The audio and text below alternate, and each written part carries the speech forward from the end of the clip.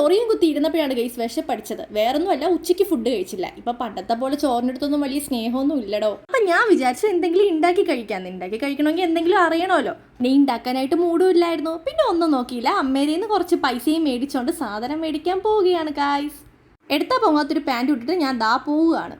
ഇതാണ് ഞങ്ങളുടെ പള്ളി. ഞങ്ങളുടെ പള്ളിയുടെ നേരെ ഓപ്പോസിറ്റാണ് ഗൈസ് ഈ കേക്ക് വേൾഡ്. ഇതിൻ്റെ അകത്തൊന്ന് കയറണം സാറേ, പിന്നെ ചുറ്റുമുള്ളതൊന്നും കാണാൻ പറ്റില്ല, അത്രയ്ക്ക് സാധനങ്ങളാണ്. പിന്നെ ഈ ഒരു സാധനമില്ലേ, ഇതൊരു സ്പെഷ്യൽ ഐറ്റമാണ്, ഗീ ലഡു. എനിക്ക് ഭയങ്കര ഇഷ്ടമാണ് ഗൈസ്.